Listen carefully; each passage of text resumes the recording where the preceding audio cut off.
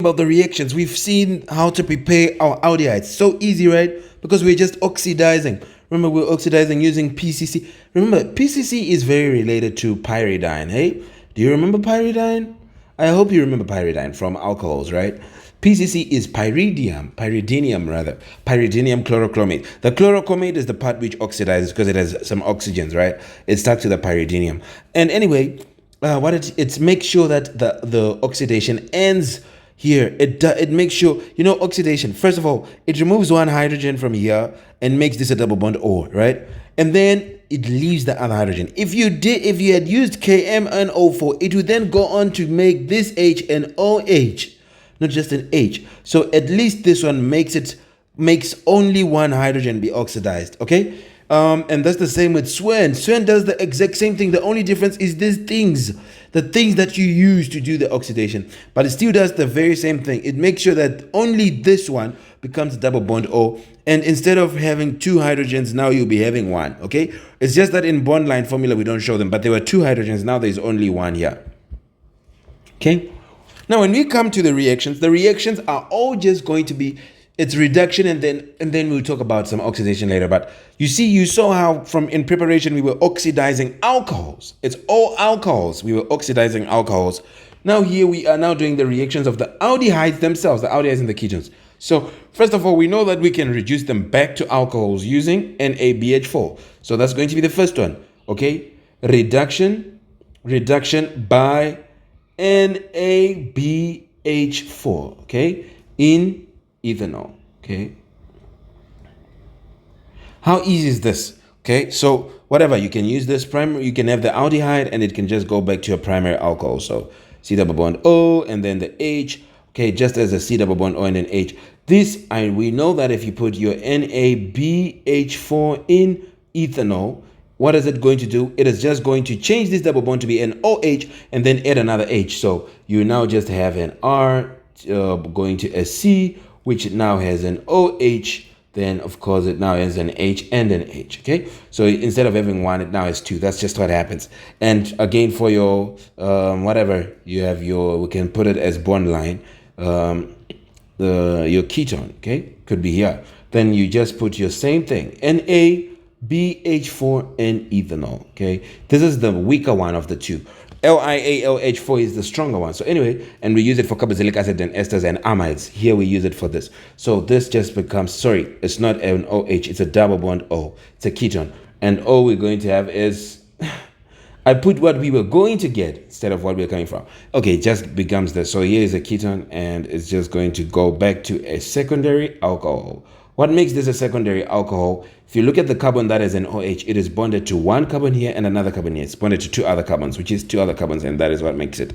Okay? Anyway, these are the reductions. Okay? Yeah, this is the reduction. Now, there is another reduction, which you must now know for aldehydes and ketones. Again, remember we said all the reactions and whatever is just reduction and oxidation. There is another reduction, but now you are using reduction using hydrogen. Okay? Hydrogen, but you need a PT catalyst, a platinum catalyst. Okay, hydrogen using it and a platinum this is called hydration, where you add hydrogenation rather, where you add hydrogen. Okay, hydration is when you add water, so this is hydrogenation, where you add hydrogen. You can do it again to alkenes, the same thing. So we can do it to aldehydes and ketones as well. So you'll be having your aldehyde, which is just your double bond O and then H, right? It is obviously the last carbon that is the double bond O, right? And if we just put your hydrogen, you can put it, you may say plus hydrogen and put platinum as your catalyst here. What's just going to happen? What is going to happen? You change this to an OH, just the same as reduction here. This becomes an OH and then there's going to be another H come in. So that is so easy. So it's just your carbon, then this becomes an OH, then you have an R, you have an H and another H. Okay, these are just the carbons and whatever. Okay, and it can happen again for a ketone. Let's put our ketone. Let's say this is the thing, then R. Okay, something like that. So we can put this as R prime, and we still add our hydrogen and platinum catalyst. Okay, We need a platinum catalyst for this one. So what happens? It's still going to be the same. This becomes an OH, then it's going to have an R, and you're going to have an R prime, but there's going to be an H again because then a hydrogen will be changed. So this becomes an OH and another hydrogen is put, then the rest is done. That's just what happens, and this is your reduction. And that is so easy. Remember reduction using hydrogen or hydrogenation, okay? Now, are we done? No, we are not yet done. Now we're going to talk about how they are oxidized, because you can oxidize an aldehyde to a carboxylic acid, but you can't oxidize a ketone. So you know how we started primary alcohol, we can oxidize it to an aldehyde, and then we can oxidize an aldehyde again to go to a carboxylic acid, and this is oxidation, okay? And then you can have a secondary alcohol, you can oxidize it to a ketone, but you can't oxidize a ketone to anything. A ketone goes nowhere, okay? Nothing. You can't oxidize it to nobody. Then here, a tertiary alcohol, you cannot oxidize it to anything, okay? Nothing. You can't oxidize this. So this is going to be false, and here it's going to be again false. So that's what happens. So aldehyde is the only one we are dealing with here, because we are starting at aldehyde or ketone, but ketone you can't oxidize it. So you're only going to deal with oxidation of aldehyde. So oxidation of aldehyde, okay? And what are we going to use? Aldehyde using KMnO4 or K2Cr2O7. They work together, those two. Where you see KMnO4 working, you can also use K2Cr2O7 or Na2Cr2O7, right? Let's put, so we can still oxidize, so you can have your aldehyde, you know, double bond O, it's the last one, and here's your H. You can still oxidize it using KMnO4, okay? And what are you going to have if you oxidize it? This H just now becomes an OH, so it just becomes C double bond O, then R, then now this becomes an OH, and we have your carboxylic acid. And that is what happens. This is going to be the oxidation. And we're done with the reactions. Can you imagine? We're done with the reactions. Now, the only thing is a reaction which we use to test for aldehydes. When we say test for aldehyde, it'll be a reaction, but we are using it to test. Okay, we know that it is a reaction that only that happens for aldehydes, but it involves a color change. Okay, so that is why we can use it to test. It's a reaction that happens for aldehydes, but it involves a color change. Okay, so these reactions, like we start with, we can do the Benedict's test first. Benedict's test, you are going to meet it as then bio again, where we'll be testing for reducing sugars, because the reducing sugars are either aldehydes or ketones, right? But now the ones which we love are the aldoses, so we always convert them to aldoses, which is the aldehydes. Okay, the aldoses are aldehydes, and these ones we can test them using this. So this Benedict's test, they say it works for both aldehydes and ketones, but you have to convert the ketone to an aldehyde. So for Benedict's test, you use what they call Benedict's reagent. It's a special thing where you mix three things. Okay, you have CuSO4.5H2O. What is this called? This is called copper sulfate pentahydrate. Penta for 5, hydrate 5 waters. So it's copper sulfate pentahydrate. Okay, and these are crystals.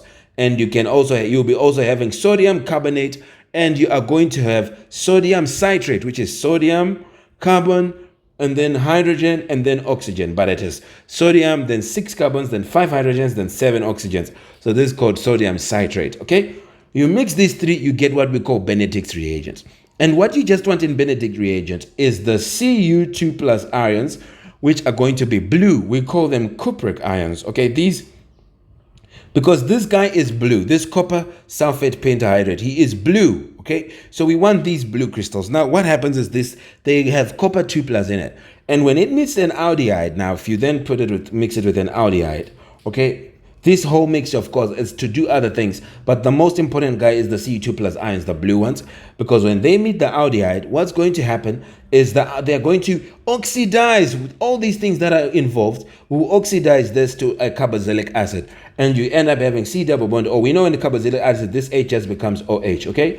This doesn't change. This R is still an R. But then, now you're going to have this copper now being copper 1 plus, and you see it is as copper oxide, but it's now not a CuO, but it's a Cu2O, okay? Which means, remember, O is 2 minus. If you need 2 of them to satisfy this 2 minus, that means each was a plus. So that means it changed from a copper 2 plus to a copper plus. And a copper plus, this guy is going to be, is this copper oxide, this one, because it involves copper plus. Okay, it's Cu2O. This guy is going to be a solid, and this, remember, this was blue. This was blue crystals, solid as well. But now at the end of the day, you're going to have brick red. It's going to be a brick red precipitate, which is a solid. Precipitate just means solid. So that is what you have in Benedict's test. Okay, it's test for aldehydes. We're now just testing for aldehydes. These are the tests for aldehyde. It turns these ions from blue to brick red. Okay, when you add an aldehyde, this is just an aldehyde that you have added. Okay, it's an aldehyde you have added, so they should turn from blue to brick red, or else that's not an aldehyde. Another test, which I should put in black, which is just signaling the end of the work we've done so far, is just Tollens reagent, where you bring silver ions, okay, silver ions, and what you're just going to do is you add your aldehyde, whatever your aldehyde is. So let's put the aldehyde. So I would say now you have an aldehyde, okay? You have an aldehyde, and you are going to add your silver ions, okay? Wherever they can be in, silver ions. Now what happens is these silver ions are colorless, okay? This is going to be something which is colorless. But now once you add an aldehyde to it, you should see silver solid forming. So you should have a silver mirror image in your beaker. You should see your beaker becoming silver such that you can't even see inside.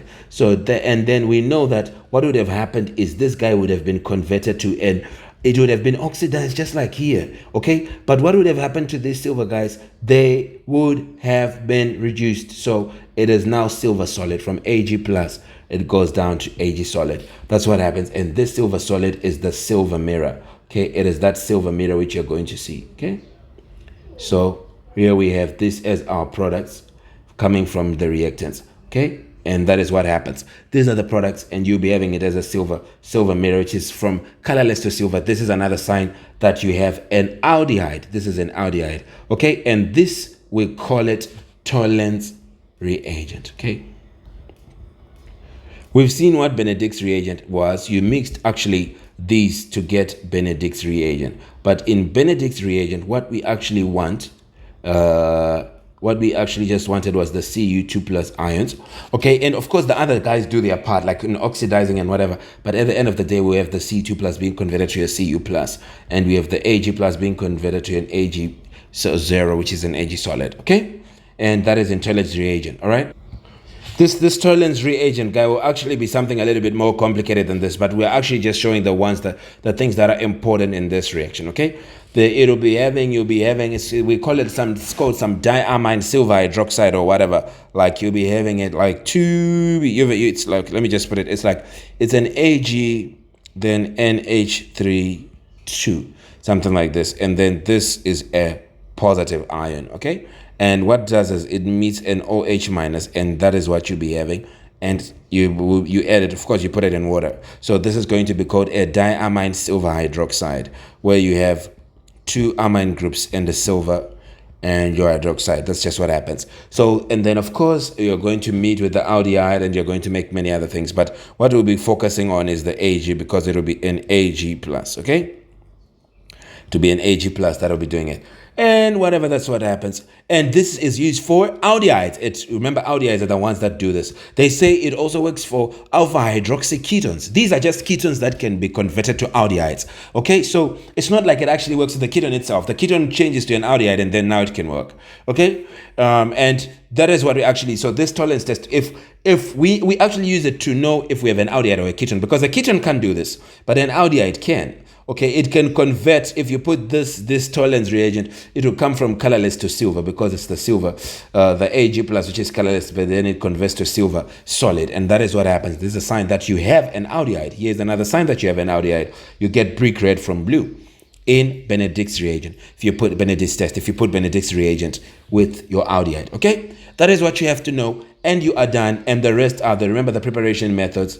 Remember the reactions as well. It's just oxidation and reduction, and you'd be done. Okay, we had reduction using NABH4, reduction using hydrogen, and the oxidation, blah blah blah.